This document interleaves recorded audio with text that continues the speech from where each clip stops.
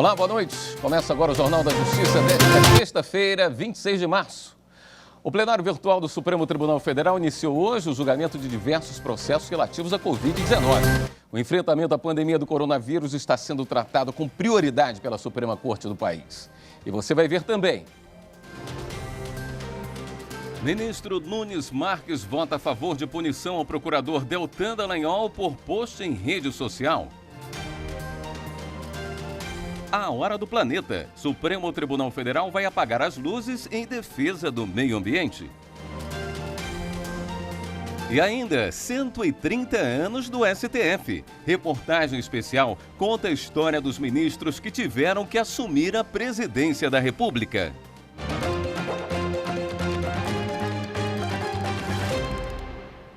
Desde o início da pandemia, a pauta de julgamentos do Supremo Tribunal Federal vem sendo organizada para priorizar os casos relativos à doença. Hoje, o plenário virtual do Supremo começou a julgar 8 processos. Um deles sobre a constitucionalidade de uma lei da Paraíba que trata da cobertura de planos de saúde relacionada à Covid-19. A ação foi proposta pela União Nacional das Instituições de Autogestão em Saúde, Unidas, questionando uma lei da Paraíba de junho do ano passado. A norma proíbe os planos de saúde de recusarem a prestação de serviços a pessoas suspeitas ou contaminadas pela Covid-19 em razão de prazo de carência contratual. A alegação da entidade é de que compete à Agência Nacional de Saúde Suplementar a determinação das diretrizes relacionadas à cobertura e à prestação de serviço pelas entidades filiadas. Por fim, afirma que a questão tratada na lei estadual já estava prevista numa lei federal de 1998. O julgamento está ocorrendo no plenário virtual e está previsto para terminar no dia 7 de abril.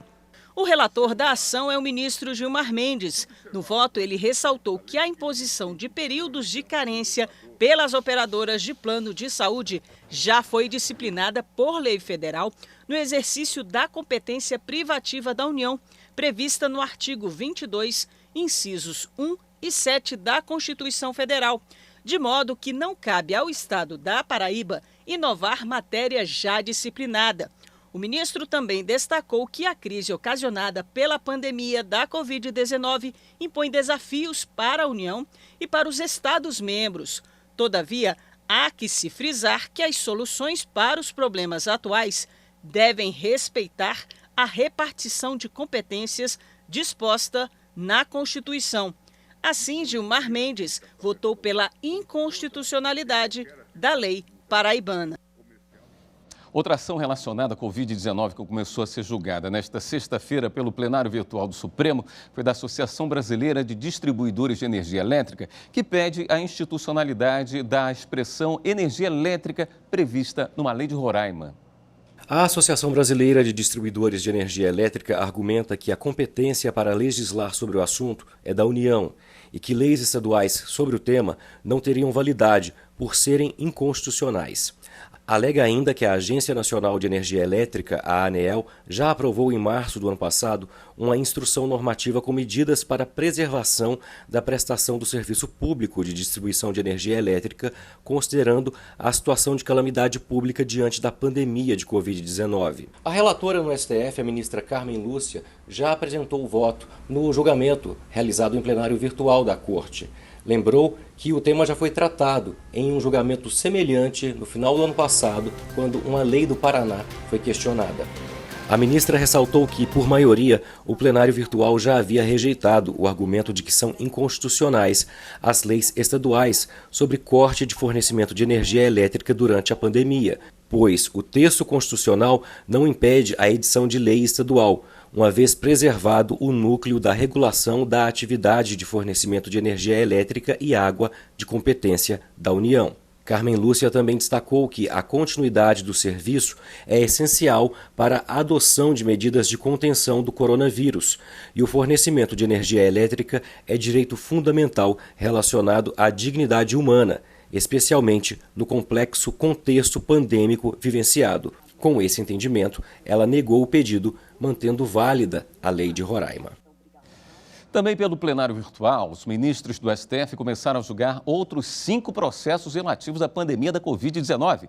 Eles tratam da situação dos leitos de UTI em vários estados brasileiros. A consultora jurídica da TV Justiça, Gisele Reis, traz os detalhes para a gente. Confira. As ações apresentadas informam que, apesar do aumento das internações, houve redução dos investimentos federais no financiamento dos leitos de UTI para pacientes com Covid da rede pública hospitalar dos Estados-membros. Ao todo, constam na pauta 4 ações, e são todas da relatoria da ministra Rosa Weber, que tratam do abandono pelo governo federal, do custeio e implementação de novos leitos de unidade de terapia intensiva e da ausência de uma condução nacional unificada e coerente. Todos os autores das ações manifestaram perplexidade com o comportamento do Ministério da Saúde adotado no momento em que o Brasil se torna o novo epicentro global da pandemia.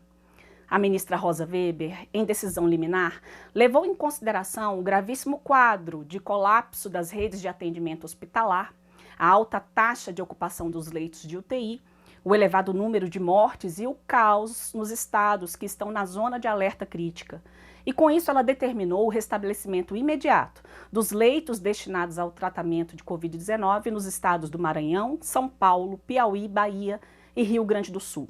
Determinou também que a União analise os pedidos de habilitação de novos leitos. Na decisão, a ministra destacou que o momento não admite retrocesso nas políticas públicas de saúde, em especial por ser bem mais desafiador agora, por causa das novas cepas, das mutações e variantes do vírus, com aumento da contaminação, internação e letalidade. Para Rosa Weber, as ações do governo federal devem ser respaldadas por critérios técnicos e científicos e as omissões dos agentes políticos podem configurar crime e gerar responsabilizações. Os ministros do Supremo Tribunal Federal têm até o dia 7 de abril, no plenário virtual, para analisarem se vão manter essa decisão. O ministro Nunes Marques, do STF, votou a favor de manter a punição de censura aplicada pelo Conselho Nacional do Ministério Público ao procurador Deltan Dallagnol, ex-coordenador da Lava Jato em Curitiba. Em 2020, o Conselho puniu Deltan por mensagens em uma rede social em que ele se posicionou contra a eleição do senador Renan Calheiros para a presidência do Senado em 2019. O ministro Nunes Marques entendeu que, como autoridade que tem certas garantias e vedações constitucionais, o procurador não poderia se manifestar politicamente em uma rede social de amplo alcance. O STF começou a julgar o caso no plenário virtual, quando os ministros depositam os votos em um sistema eletrônico. Os ministros podem votar até o dia 7 de abril. O Supremo Tribunal Federal fez um encontro virtual sobre a jurimetria, que é a estatística aplicada ao direito. Repórter Viviane Novaes tem os detalhes. A jurimetria usa dados matemáticos para entender melhor as decisões, mudanças e convenções do mundo jurídico. Dessa forma, advogados e magistrados podem ter mais eficiência e agilidade. Profissionais que no passado trabalhavam com documentos e planilhas no papel para fazer análises, agora com a jurimetria usam programas de computador. O encontro do Supremo sobre jurimetria foi transmitido por uma plataforma digital e teve a participação de mais de 150 pessoas, como servidores públicos do Judiciário, estudantes, advogados, juristas. A palestra foi do diretor-presidente da Associação Brasileira de Jurimetria, Marcelo Nunes. O também professor de Direito Comercial contou a história da jurimetria e a criação no país dessa disciplina na PUC de São Paulo. Marcelo citou alguns exemplos de pesquisa, como a do Conselho Nacional de Justiça, sobre o tempo dos processos de adoção de crianças e adolescentes. A demora do processo, então a gente está falando de uma demora de 2 anos, que é a fronteira da mediana de idade até elas se tornarem inadotáveis, vamos chamar assim. Você tinha 24 meses quando a criança entrava para resolver, né, a questão. E a demora do processo é que empurrava ela para lá. Aí, quando nós fomos estudar os processos, isso foi a primeira vez que eu percebi esse fenômeno, né, a gente normalmente fala assim, não, o processo é demorado, o processo é moroso, como se ele fosse linearmente ou homogeneamente moroso. Mas isso não é verdade. O processo tem gargalos. Então, se você quiser acelerar um processo, você não precisa mexer na estrutura inteira do processo. Você tem que achar, usualmente, você tem gargalos ou pontos específicos em que o processo trava. E no caso desse plexo de ações relacionadas à adoção lato sensu, o principal gargalo era a citação dos pais biológicos no processo de destituição do poder familiar. O especialista destacou a importância da estatística para o direito. O direito é uma medicina social. E os tribunais, no fundo, eles são grandes hospitais do convívio. Então, o acesso que nós temos, o tipo de dado que a gente lida, são exatamente os dados que nos trazem informações muito relevantes sobre as doenças, sobre os males, sobre as grandes epidemias do convívio. E o que deriva disso? Deriva que o tipo de informação que está sendo acumulada eletronicamente nos tribunais talvez seja a informação mais importante de ser minerada quando a gente pensa em aperfeiçoamento e em gestão da sociedade. E ainda nesta edição, campanha promovida pelo Tribunal de Justiça de Minas Gerais arrecada 8 toneladas de alimentos e produtos de limpeza.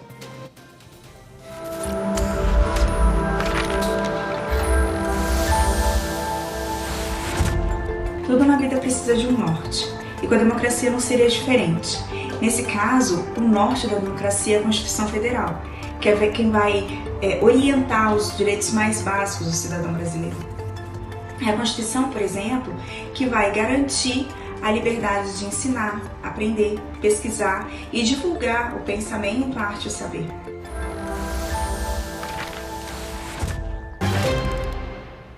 O ministro Luiz Roberto Barroso, do STF, reconheceu a extinção de pena restritiva de direito de 2 condenados no julgamento da ação penal 470, o caso conhecido como Mensalão. Breno Fischberg e Edivaldo Quadrado, que na época eram sócios da corretora Bônus Manval, foram sentenciados pelo crime de lavagem de dinheiro a pena de 3 anos e 6 meses de reclusão, além do pagamento de 11 dias multa. O Ministério Público Federal obteve a condenação de um ex-presidente da Cooperativa de Profissionais Liberais do Vale do Araguaia por desvio de recursos. O desvio de R$ 270 mil aconteceu durante a gestão do ex-presidente da Cooperativa de Profissionais Liberais do Vale do Araguaia, Copevag. Os depósitos que deveriam ser utilizados para executar ações relativas ao Programa Nacional de Fortalecimento da Agricultura Familiar, o PRONAF, e do Programa Nacional de Desenvolvimento Social de Territórios Rurais, o PRONAT, foram feitos na conta pessoal do ex-presidente e de uma empresa que ele também presidia.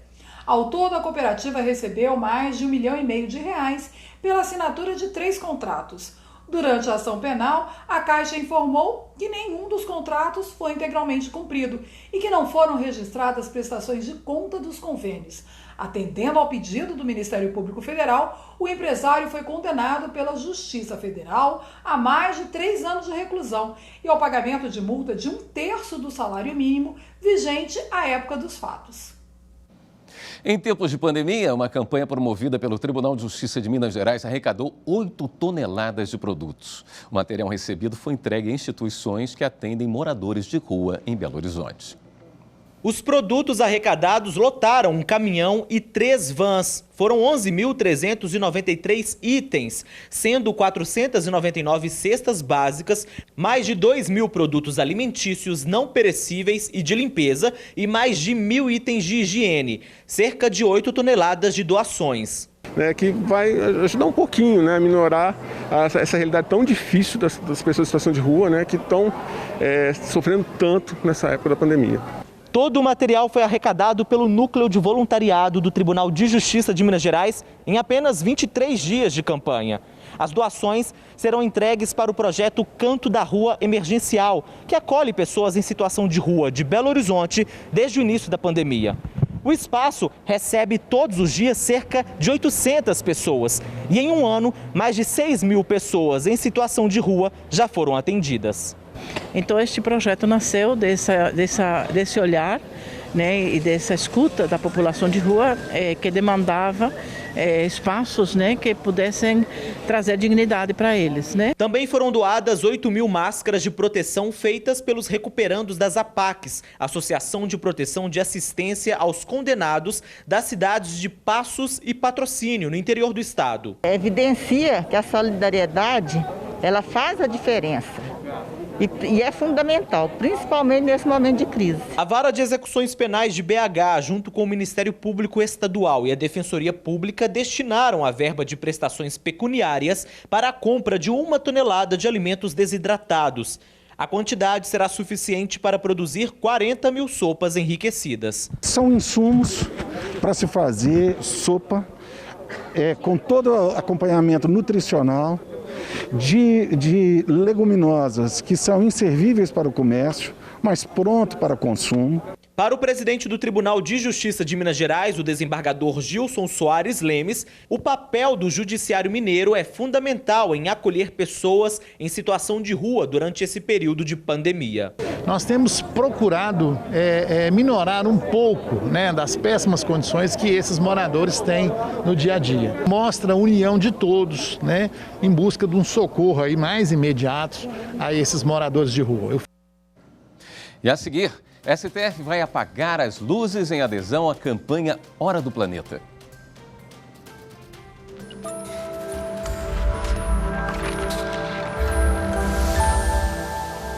A nossa Constituição Federal, promulgada em 1988, ela contou com a colaboração de várias classes sociais na sua elaboração.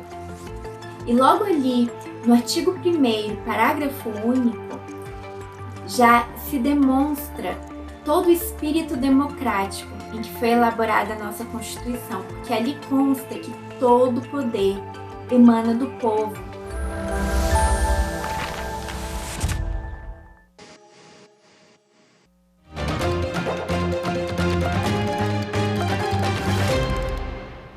Há quase 90 anos foi criado o primeiro Código Eleitoral brasileiro. Depois disso, novas leis foram criadas para democratizar o processo e atender às demandas da sociedade.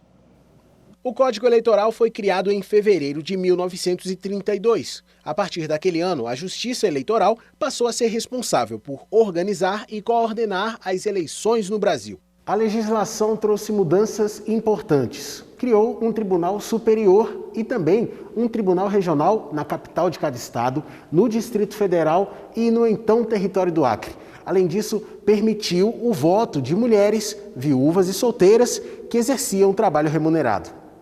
E uma curiosidade, já fazia referência a uma máquina de votar, que veio a ser inserida no processo eleitoral em 1996, quando a urna eletrônica foi utilizada pela primeira vez.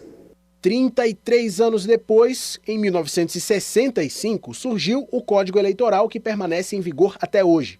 O Código acompanhou as mudanças da sociedade brasileira e outras leis surgiram depois para aperfeiçoar o processo eleitoral. Em 1990 foi criada a Lei de Inelegibilidades, considerada um marco do direito eleitoral. Ela define as regras que devem ser obedecidas por todos os candidatos que pretendem ocupar um cargo político. A Lei dos Partidos Políticos, publicada em 1995, estabeleceu critérios para a criação, organização, fusão e extinção de partidos.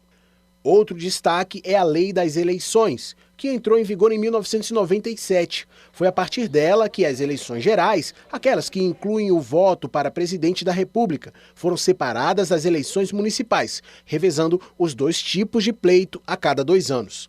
Em 2010, foi sancionada a Lei da Ficha Limpa. Ela aumentou o tempo de inelegibilidade dos políticos condenados por irregularidades cometidas no exercício do cargo. E tem também as regras específicas para cada eleição. As resoluções do TSE regulamentam o que as leis eleitorais determinam sobre todos os temas relacionados à votação naquele ano e servem de referência para candidatos, partidos, coligações, juízes, Ministério Público e advogados. Uma atualização constante para garantir um sistema eleitoral moderno e seguro. Talvez o direito eleitoral seja o mais dinâmico de todos, porque ele segue um pouco a dinâmica do processo político e das vontades das maiorias que se formam. E, portanto, o direito eleitoral acaba sendo inevitavelmente mutável, inclusive porque a justiça eleitoral, por suas características, é uma justiça cuja composição também se modifica a cada 2 anos. Portanto, eu diria que é compreensível e talvez inevitável algum grau de volatilidade no direito eleitoral, sempre com a preocupação de que, em relação às mesmas eleições, se apliquem as mesmas regras. A Constituição Federal estabelece uma linha sucessória para a presidência da República. O presidente do Supremo Tribunal Federal é o quarto nesta lista de cargos que podem ocupar interinamente o comando do Executivo em situações especiais. Na reportagem especial sobre os 130 anos do Supremo na era da República, vamos mostrar que até hoje, na história do país, 7 ministros do STF já ocuparam a cadeira máxima do Palácio do Planalto.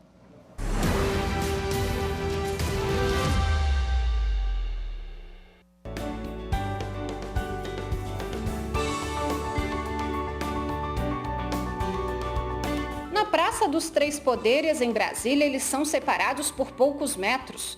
Executivo, Legislativo, Judiciário, todos com funções definidas na Constituição e autonomia para tomar decisões em benefício do país. Apesar dessa independência, a Constituição também prevê momentos em que o chefe de um poder atua no outro.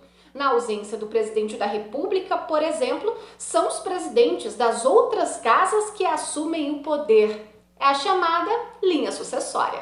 A Constituição convoca, obedecendo alguns degraus diversos, os expoentes dos poderes para que possam passar para o país a confiança necessária de que seguimos, mesmo na interinidade, tendo o governo. O primeiro a ser chamado é o presidente da Câmara dos Deputados, aquela casa que expressa a vontade popular.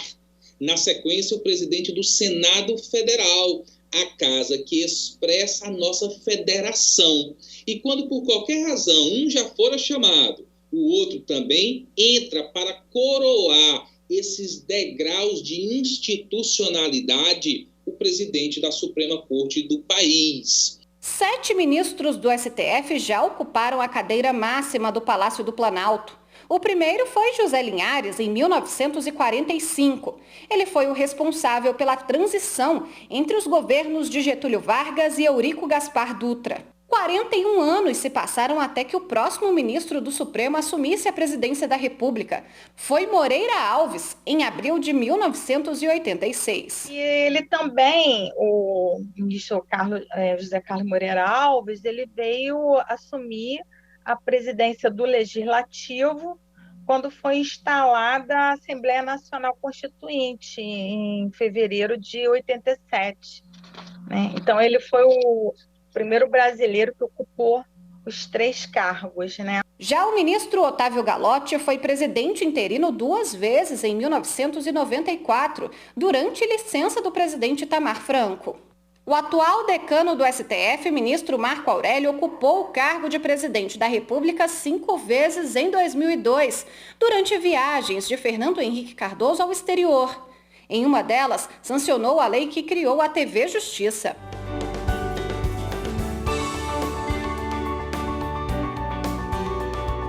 A TV Justiça ela tem história, porque em primeiro lugar ela resultou de um sonho e em segundo lugar ela foi concretizada ante a ousadia. Por quê? Porque o meu tribunal, os meus colegas não acreditavam na TV Justiça. O ministro Ricardo Lewandowski assumiu a presidência do Brasil em setembro de 2014. Substituiu Dilma Rousseff, que foi a Nova York para a Assembleia Geral das Nações Unidas. 2 anos depois, ele comandou o Senado Federal para presidir o processo de impeachment da ex-presidente. Se tornou o segundo ministro da história a comandar os 3 poderes da República. A ministra Carmen Lúcia despachou do Palácio do Planalto por 4 vezes. Como presidente do país, em 2018, assinou o decreto que criou a Política Nacional de Trabalho no âmbito do sistema prisional e sancionou a lei que criou o Dia Nacional de Conscientização sobre o Autismo. O último ministro a assumir a presidência da República foi Dias Toffoli, também em 2018. Toffoli assinou um decreto e sancionou 4 leis, entre elas a que criminaliza a importunação sexual e a que assegura aulas em casa para alunos da educação básica que estão em tratamento médico. Para mim é altamente significativo que nesse momento de uma interinidade como presidente da República tenha a oportunidade de sancionar projetos de lei tão importantes vindos do Congresso Nacional. Ao despachar do Palácio do Planalto, os presidentes do STF sancionaram leis, na maioria das vezes relacionadas ao Poder Judiciário. Para o doutor em Direito Renato Ribeiro de Almeida, mais uma maneira de deixar a atuação da Justiça marcada na história do país. Mostra a importância desses trabalhos realizados, ainda que por um curto espaço de tempo, pelos presidentes do STF exercendo a presidência da República.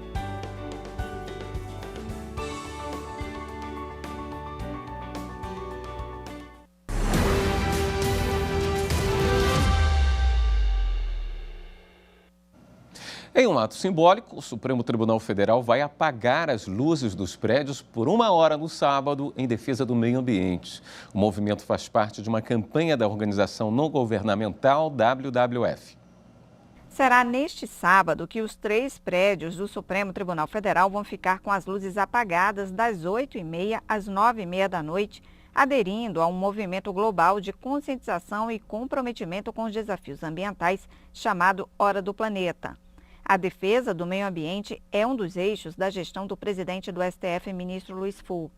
O tema é recorrente na Corte e, no ano passado, foi criado o Observatório do Meio Ambiente no Conselho Nacional de Justiça. Ele permite a troca de informações entre judiciário e sociedade civil para aprimorar as decisões na área ambiental. A campanha Hora do Planeta surgiu em 2007 em Sydney, na Austrália, para chamar a atenção das pessoas e instituições. A campanha ficou conhecida no mundo todo por apagar as luzes de monumentos, fachadas e prédios públicos. O Brasil participa desse movimento desde o início. E uma última notícia. O ministro Gilmar Mendes, do Supremo Tribunal Federal, deu prazo de 10 dias para o presidente Jair Bolsonaro e o ministro do Meio Ambiente, Ricardo Salles, prestarem informações sobre mudanças no comitê gestor do Fundo Clima. O ministro também decidiu levar o caso para ser julgado diretamente pelo plenário do tribunal. A ação foi proposta pela Associação de Membros do Ministério Público do Meio Ambiente. A associação argumenta que as alterações reduzem a participação da sociedade e a transparência nas decisões no campo da política climática brasileira. E o Jornal da Justiça, segunda edição, fica por aqui. Uma excelente noite para você, um ótimo fim de semana.